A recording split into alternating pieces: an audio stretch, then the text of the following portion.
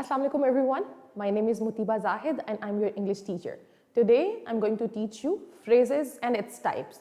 और उसके बाद I'll give you an exercise जो आप लोगों ने solve करनी होगी मेरे साथ. तो start करते हैं. What are phrases? सबसे पहले हमारे पास है what is a phrase? A phrase is a word. Wait a second, let me turn on. Okay, yeah. So a phrase is a group of words that does not have subject and verb together but work as single unit in a sentence. अब जो phrases होते हैं ना basically, पहले आप समझ लें कि ये होते क्या है. Group of words है, एक से ज़्यादा words है, ठीक है, more than one word. अब एक से ज़्यादा words है, लेकिन उसके अंदर noun और verb इकट्ठा नहीं आ सकता, क्योंकि आपको पता है जब noun और verb इकट्ठा आता है ना, तो वो some of the times, most of the times क्या होता है कि वो आपको एक sentence की form में आ जाता है, ठीक है. She goes, ठीक है, अली रीड्स, कुछ भी. जब नाउन और वर्ब इकट्ठा आता है तो वो क्लॉज फॉर्म कर देता है या सेंटेंस की फॉर्मेशन में चला जाता है. लेकिन अगर कुछ वर्ड्स हैं जो सिर्फ नाउन का मीनिंग दे रहे हैं या खाली वर्ब का मीनिंग दे रहे हैं या खाली एडजेक्टिव का मीनिंग दे रहे हैं, तो वो चीज़ें हमारे पास फ्रेजेस होती हैं, ठीक है. तो फ्रेजेस होते हैं ग्रुप ऑफ वर्ड्स जो कि प्रॉपर मैसेज कन्वे नहीं करते. मीनिंग तो जाहिर बात है होगा, मीनिंग तो एक वर्ड का भी होता है ना, तो मीनिंग होगा लेकिन मैसेज कन्वे नहीं करेंगे. For example the white hoodie, the white hoodie, 3 words है ना. अब 3 वर्ड्स हैं, वो एक मीनिंग जरूर कन्वे कर रहे हैं, लेकिन उसका क्या, उसका कोई मैसेज कन्वे नहीं हो रहा, ठीक है.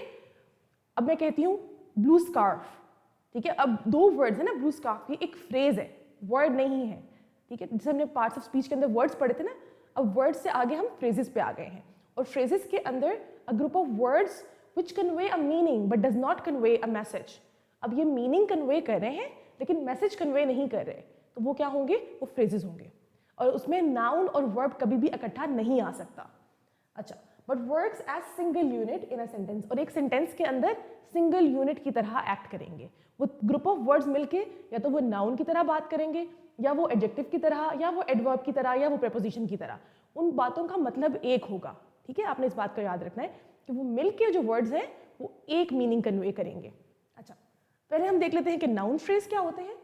A noun phrase has a noun as the main word. अब जो noun phrases होंगे ना, उसके अंदर जो main word है वो noun होगा, ठीक है. ये and noun पे हो रहा होगा, ठीक है. और noun आपको पता है क्या होते हैं, noun naming words होते हैं, name of a person, place, thing. It names as a person, place, thing और idea.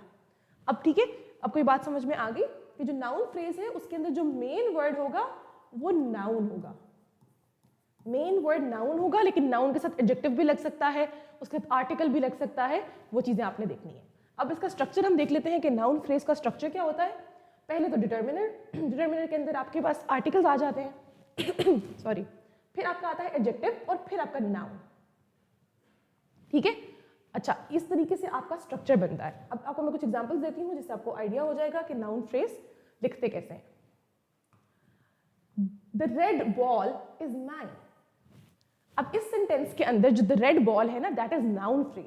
अब इसके अंदर हमारे पास डिटर्मिनर आर्टिकल भी आ रहा है, फिर हमारे पास रेड एडजेक्टिव भी आ रहा है, फिर हमारे पास बॉल नाउन है. एक नाउन है, एक आर्टिकल है और एक एडजेक्टिव है. लेकिन क्योंकि ये पूरा का पूरा as a single unit noun की जगह पर आ रहा है, सब्जेक्ट की जगह पर आ रहा है, ठीक है. ये सब्जेक्ट की जगह पर भी आ सकते हैं, ऑब्जेक्ट की जगह पर भी आ सकते हैं. तो जब ये पूरा का पूरा एज नाउन कंसीडर हो रहा है तो वो नाउन फ्रेज होगा. The red ball is mine. The red ball is mine. अब इस सेंटेंस के अंदर हमें पता है कि ये वर्ब है एंड देन फिर कॉम्प्लीमेंट वगैरह, उसको छोड़ दें. लेकिन अभी इस टाइम पे हमने क्या देखा कि जो ये जगह है द रेड बॉल, ये एज नाउन फ्रेज है. और ये नाउन फ्रेज क्यों है, क्योंकि इसमें मेन वर्ड बॉल है. अब इसको हम रिप्लेस भी कर सकते हैं एक नाउन से, बॉल इज माइन, राइट. तो मेन वर्ड बॉल है, उसके साथ जो चीजें हैं वो उसी की चीजों में ऐड करी है, ठीक है. द रेड बॉल है तो at the end of the day एक चीज ना, ठीक है. जो भी आप जितनी मर्जी उसके साथ एडजेक्टिव्स लगा लें, लेकिन अब बात किसी चीज के बारे में करें, तो यहाँ पर क्या है, ये फ्रेज नाउन फ्रेज होगा. अच्छा, she bought a new dress, a new dress, फिर डिटर्मिनर, फिर हमारे पास आर्टिकल, सॉरी, फिर हमारे एडजेक्टिव और फिर हमारे पास नाउन. लेकिन क्या है, क्योंकि ये मीनिंग ड्रेस का दे रहा है, मीनिंग हमें नाउन का दे रहा है, पूरा का पूरा 3 वर्ड्स मिलके as a single unit noun consider किया जा रहा है, तो ये क्या होगा, ये नाउन फ्रेज होगा. My best friend is kind. अब माई बेस्ट फ्रेंड, ठीक है, हमारे पास एडजेक्टिव है and then we have a noun. तो हमारे पास जब ये तीन वर्ड्स मिलके क्या कर रहे हैं, ये नाउन का ही मैसेज कन्वे करें, मीनिंग कन्वे करें, ठीक है। तो ये क्या होगा, ये नाउन फ्रेज होगा। योर बेस्ट फ्रेंड एक इंसान है ना, आप इसकी जगह किसी का नाम लिख सकते हैं, ठीक है। फॉर एग्जाम्पल मैं लिख सकती हूँ गुल इज काइंड, ठीक है। गुल एक पर्सन है ना, एक लड़की है, तो हमने क्या किया, क्योंकि हम इसको एक नाउन से भी रिप्लेस कर पा रहे हैं, और क्या है ये पूरा का पूरा एक सिंगल यूनिट नाउन की तरह कंसीडर हो रहा है, तो ये नाउन फ्रेज है, ओके। फिर आते हैं हम अपने नेक्स्ट टाइप पे, दैट इज वर्ब फ्रेज।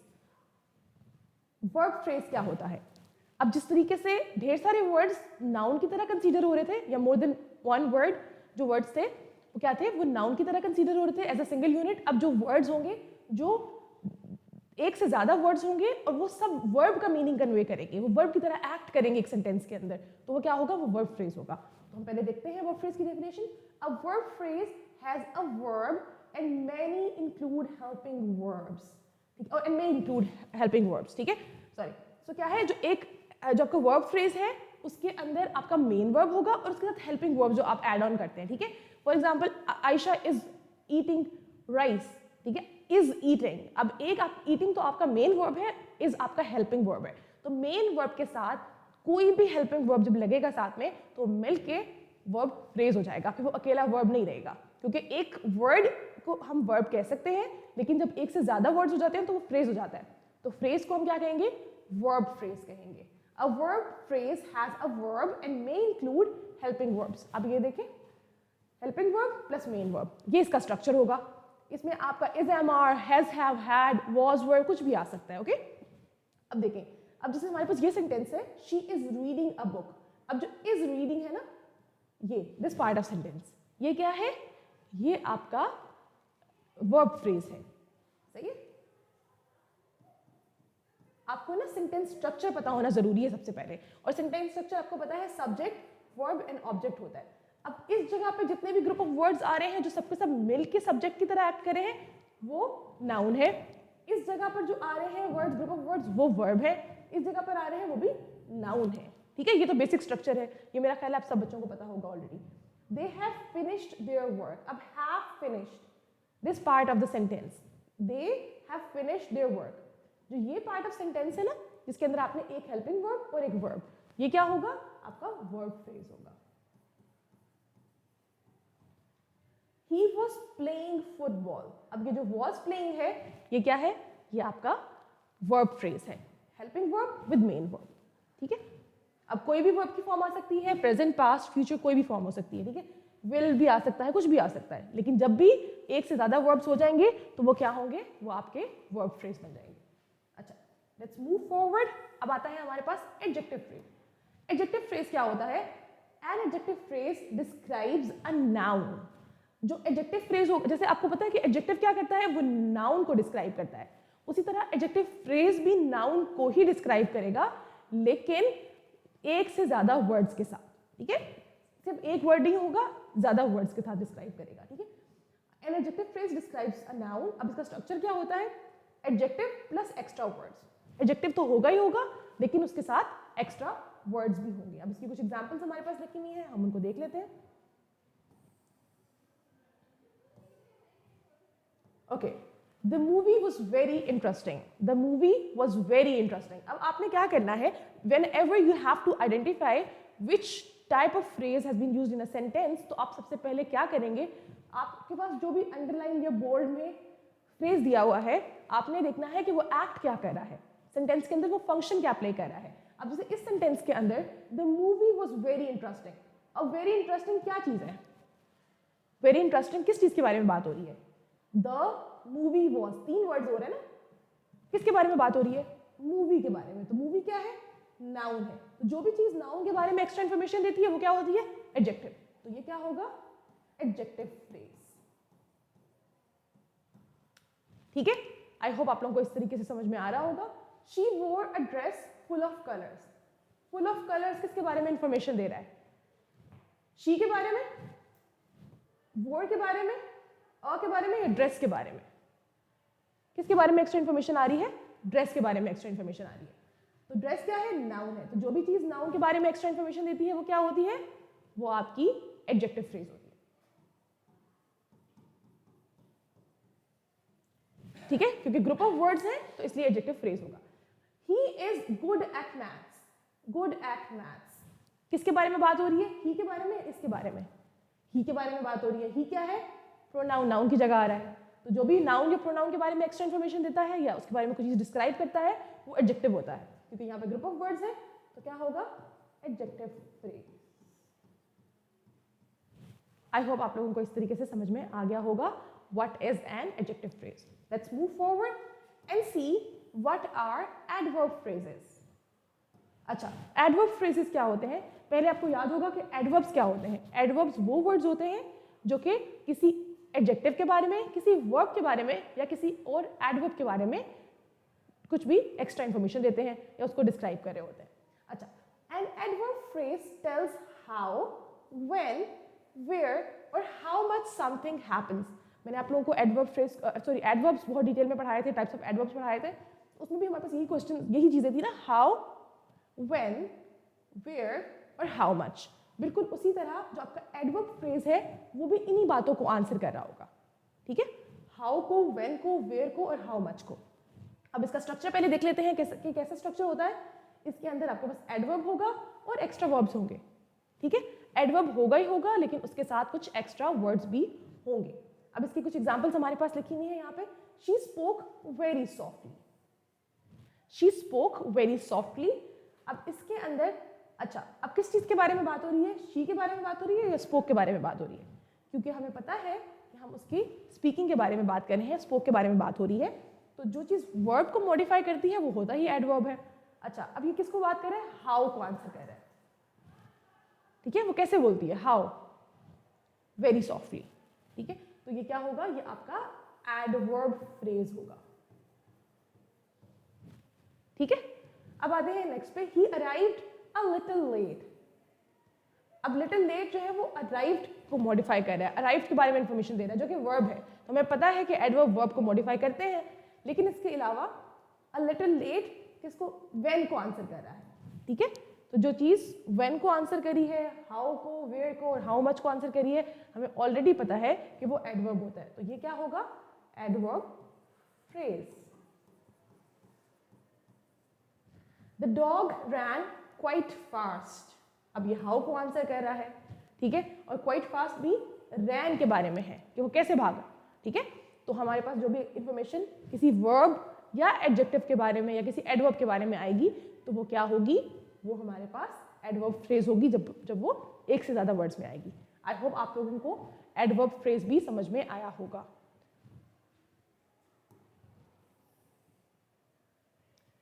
फिर आते हैं हम अपनी लास्ट टाइप पे जो कि है प्रेपोजिशनल फ्रेज। प्रेपोजिशनल फ्रेज क्या होता है, a prepositional phrase starts with a preposition and ends with a noun. जो प्रेपोजिशनल फ्रेज होता है वो क्या होता है, वो स्टार्ट होता है प्रेपोजिशन से और एंड होता है एक नाउन पे। Common prepositions in, on, at, under, over, behind, beside. हमने प्रेपोजिशंस बहुत डिटेल में पढ़ी थी, आप लोगों को याद होंगी कि प्रेपोजिशंस क्या होती हैं। जो प्रेपोजिशनल फ्रेज होता है वो प्रेपोजिशन से स्टार्ट होता है और नाउन पे एंड होता है। ठीक है, इसका स्ट्रक्चर हमारे सामने लिखा हुआ है, प्रेपोजिशन और नाउन होना जरूरी है इसके अंदर। अच्छा, for example, the book is on the table. ठीक है, ऑन द टेबल, अब ये क्या है, ये प्रेपोजिशन से स्टार्ट हो रहा है, हमें उसकी लोकेशन बता रहा है। ठीक है, the cat is under the chair. ठीक है, the seat, sorry, she sat near the window. ठीक है, she sat near the window, under the chair, near the window, on the table.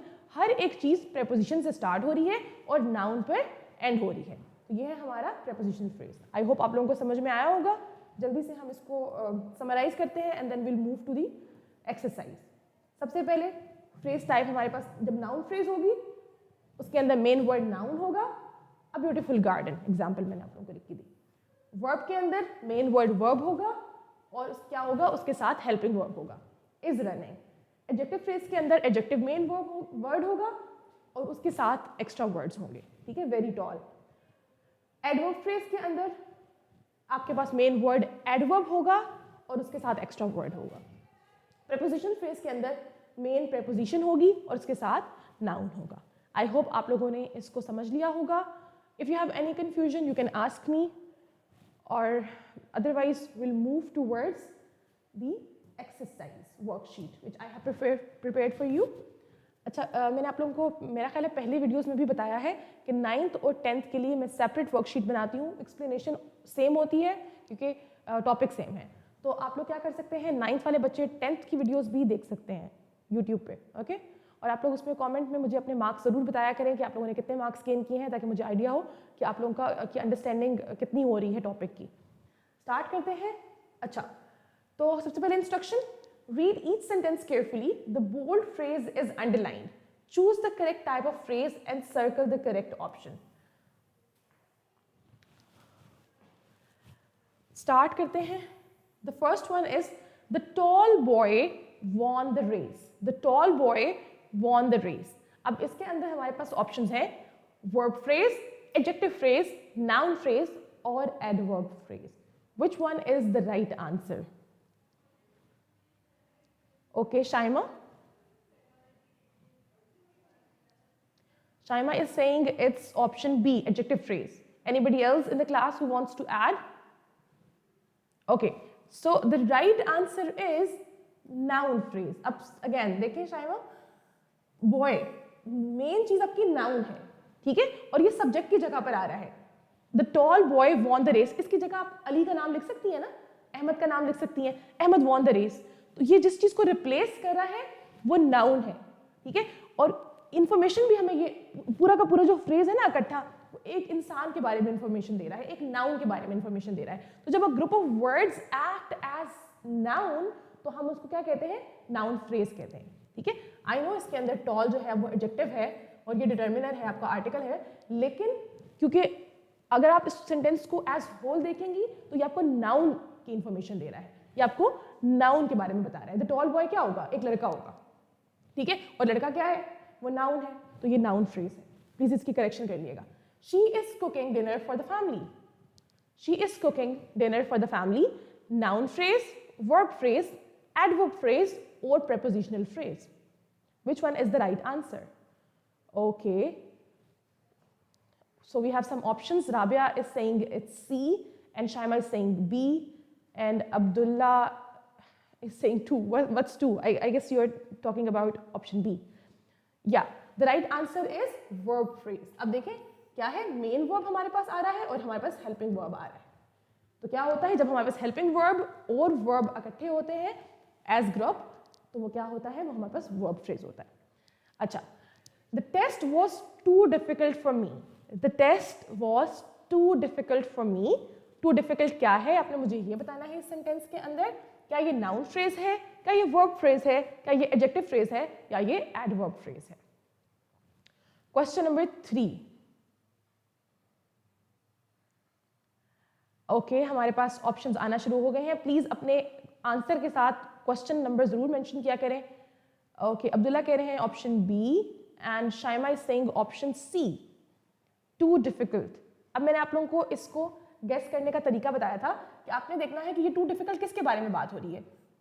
कितने वर्ड्स हैं हमारे पास इस सेंटेंस के अंदर, इनमें से टू डिफिकल्ट क्या है, द है, टेस्ट है, वॉज है, फॉर है, मी है, क्या है, टेस्ट है। टेस्ट क्या है, नाउन। तो जो भी चीज नाउन के बारे में एक्स्ट्रा इंफॉर्मेशन देती है या उसको डिस्क्राइब करती है वो एडजेक्टिव होता है। तो this is adjective phrase, this is the right answer. फिर है he answered the question very confidently. He answered the question very confidently. अब वेरी कॉन्फिडेंटली आपने मुझे बताना है कि वो क्या है, क्या वो एडजेक्टिव फ्रेज है, क्या वो वर्ब फ्रेज है, क्या वो नाउन फ्रेज है, क्या वो एडवर्ब फ्रेज है। Question number 4। ओके, IMCG गागवी ने भी आंसर किया है। ओके,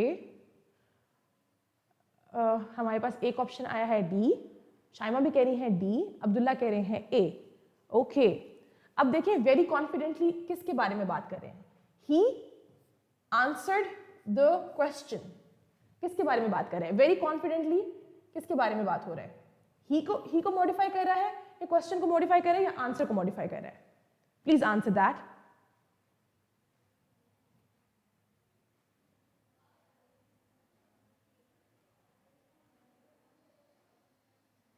आंसर्ड को मॉडिफाई कर रहे हैं ना, कि ये वर्ब है हमारे पास आंसर, ठीक है।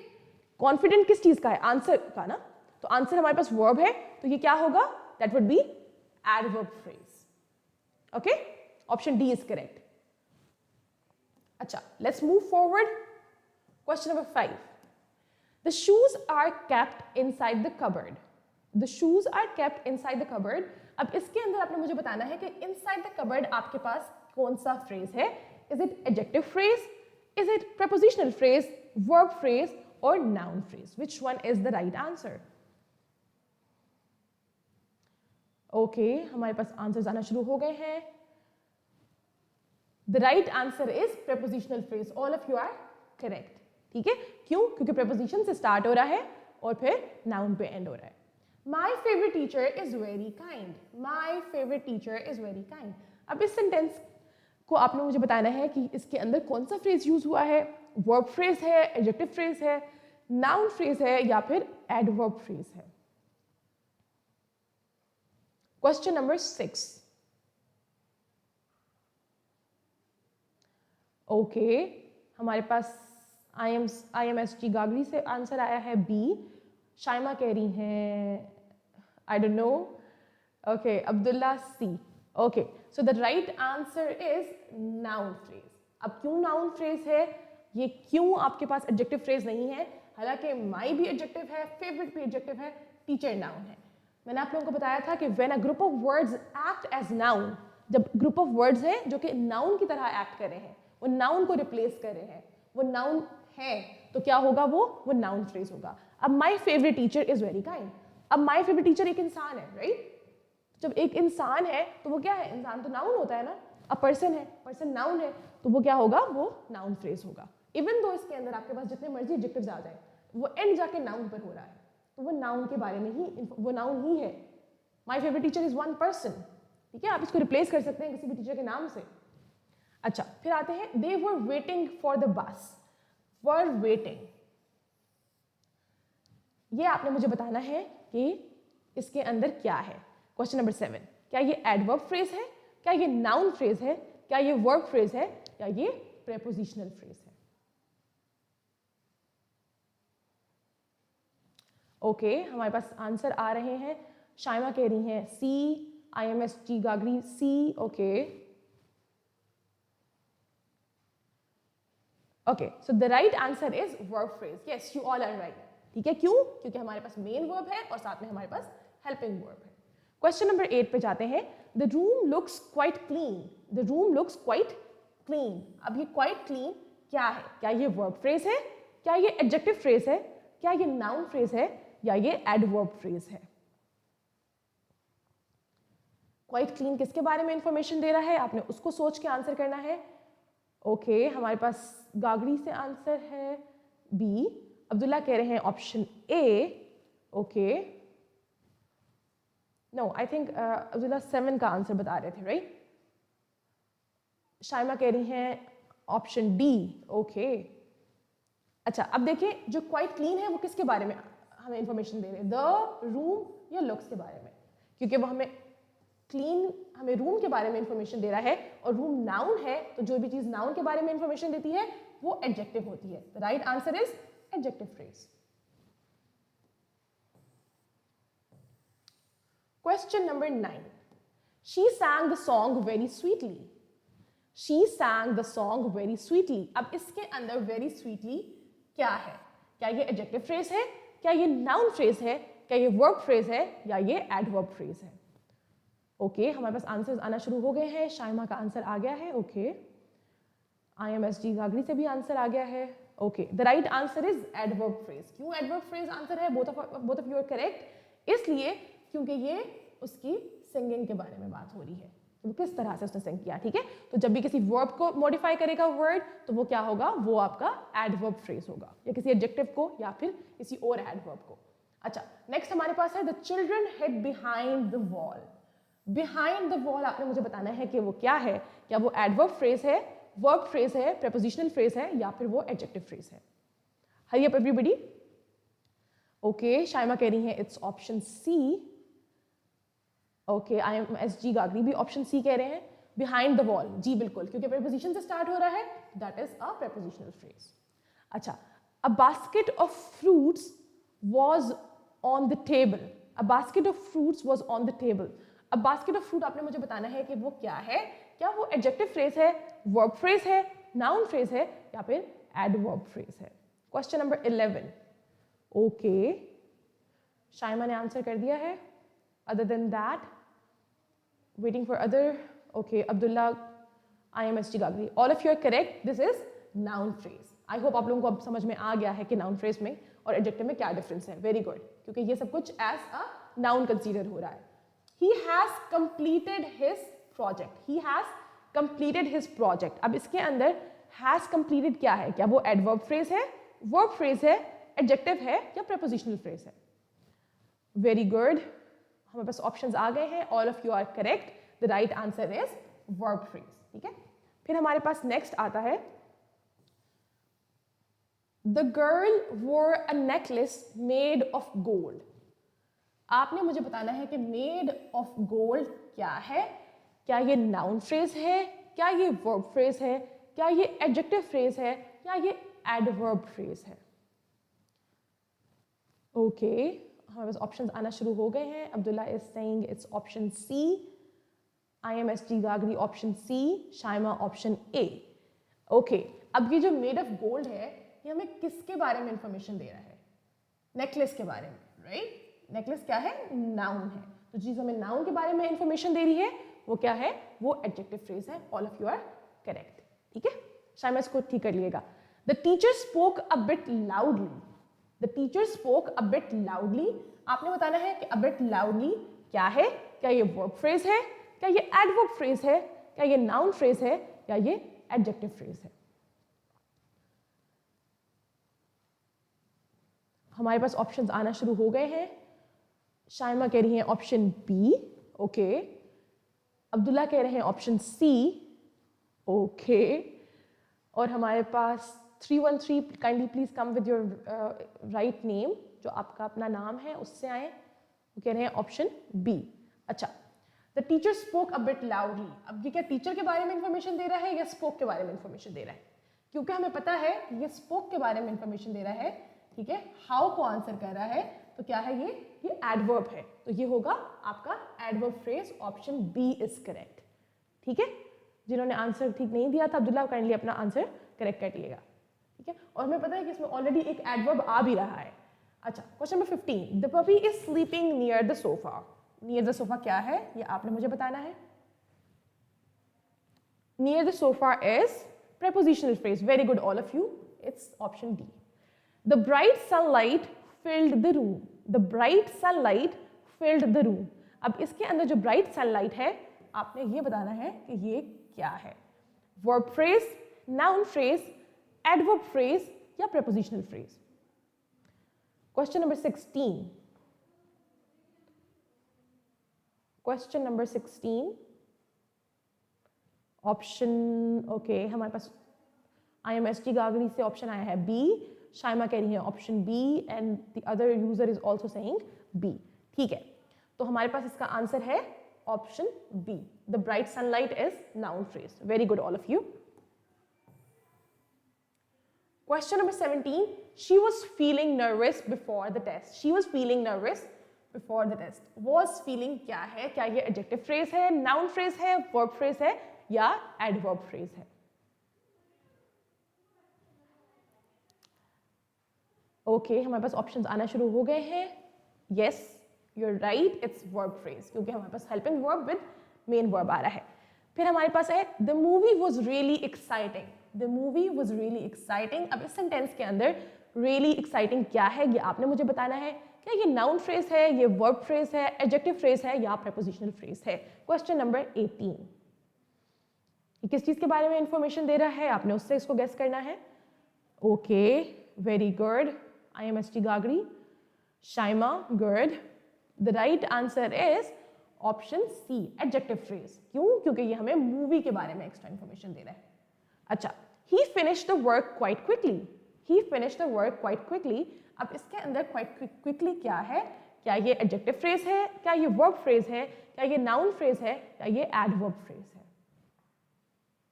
क्वेश्चन नंबर 19, ओके हमारे पास ऑप्शन आना शुरू हो गए हैं. Yes, option is D, adverb phrase. अब आते हैं क्वेश्चन नंबर 20 पे. The ball rolled across the road. अब अक्रॉस द रोड आपने मुझे बताना है कि वो क्या है. क्या ये वर्ब फ्रेज है, एडवर्ब फ्रेज है, प्रेपोजिशनल फ्रेज है या एडजेक्टिव फ्रेज है. Okay, very good Shaima. IMSG and IMSB I81. Okay, good. So the right answer is prepositional phrase. क्यों? क्योंकि preposition से start हो रहा है और फिर end हो रहा है आपके noun पे. Good. अच्छा, अब आते हैं हम अपने 21 MCQ पे. A large brown dog barked loudly. A large brown dog barked loudly. अब इसके अंदर जो ये फ्रेज है आपने बताना है ये क्या है. क्या ये वर्ब फ्रेज है, क्या ये एडजेक्टिव फ्रेज है, क्या ये नाउन फ्रेज है, क्या ये एडवर्ब फ्रेज है. प्लीज अपने आंसर के साथ नंबर जरूर लिखें ताकि मुझे पता चले आप किस क्वेश्चन को आंसर कर रहे हैं. ओके, शाइमा कह रही हैं option B. IMSG Gagri option B. Okay, अच्छा बच्चों फिर से अगेन देखें. A large brown dog. I know कि इसके अंदर आपके पास एडजेक्टिव्स आ रहे हैं काफी, लेकिन क्या अ लार्ज ब्राउन डॉग कलेक्टिवली क्या चीज है? क्या वो एक चीज है? It's an animal, right? जितने मर्जी एडजेक्टिव्स लगा ले, एट द एंड जब वो नाउन पे एंड हो रहा है और वो सब्जेक्ट की जगह पर आ रहा है तो फिर वो क्या होगा? वो नाउन फ्रेज होगा. Very good. किसने आंसर किया? शाइमा ने. ठीक है शाइमा, आपने अपना आंसर खुद करेक्ट किया. Very good. IMSB I81. Good. ठीक है, तो ये क्या है? ये नाउन फ्रेज है. आप लोग हमेशा इसको एडजेक्टिव फ्रेज पे इसलिए ले जाते हैं क्योंकि आपको लगता है कि ये सारे के सारे तो एडजेक्टिव्स हैं तो ये एडजेक्टिव फ्रेज होगा. नहीं, वो कलेक्टिवली क्या मीनिंग कन्वे कर रहा है? वो कलेक्टिवली एज नाउन एक्ट कर रहा है. ठीक है, फिर आते हैं हम अपने नेक्स्ट MCQ पे. She has been practicing every day. Has been practicing क्या है? क्या ये प्रेपोजिशनल फ्रेज है, वर्ब फ्रेज है, नाउन फ्रेज है या एडजेक्टिव फ्रेज है? Which one is the right answer? Okay, Gagri से हमारे पास आंसर आया है option C. Okay, has been practicing. Okay. Shaima कह रही हैं option B, verb phrase. Yes, very good. This is verb phrase. क्यों?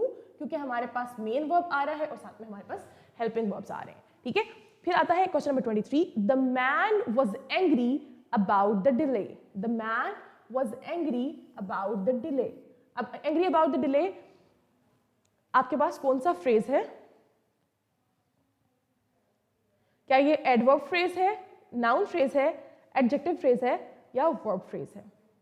अब ये एंग्री अबाउट द डिले किसके बारे में इंफॉर्मेशन दे रहा है? मैन के बारे में, राइट? तो इसका क्या आंसर होगा क्वेश्चन नंबर 23 का? The answer would be adjective phrase. Okay, good. अच्छा, अब आते हैं हम अपने लास्ट 2 MCQs पे, 24 and 25. The baby slept very peacefully. The baby slept very peacefully. अब इस सेंटेंस के अंदर जो very peacefully है आपने मुझे बताना है कि ये क्या है. क्या ये verb phrase है, क्या ये adjective phrase है, ये noun phrase है या ये adverb phrase है? Question number 24. Okay, good. Shaima ने आंसर किया है D. IMSG Gagri D and IMSB I81 D. Okay, yes, the right answer is adverb phrase. क्यों? क्योंकि ये वर्ब के बारे में एक्स्ट्रा इन्फॉर्मेशन दे रहा है और हाउ को आंसर कर रहा है. अच्छा, he place the books on the shelf. He place the books on the shelf. अब ऑन द शेल्फ क्या है आपने मुझे बताना है. क्या ये नाउन फ्रेज है, एडजेक्टिव फ्रेज है, वर्ब फ्रेज है या प्रेपोजिशनल फ्रेज है? Question number 25. Very good. The right option is option D. I hope आप लोगों ने सारे MCQs मेरे साथ सॉल्व किए होंगे. आप लोगों ने अपने मार्क्स को काउंट करना है, उसके बाद मुझे YouTube पे कमेंट सेक्शन में बताना है कि आप लोगों ने कितने मार्क्स गेन किए आज के टेस्ट में. अल्लाह हाफिज़. See you in the next class.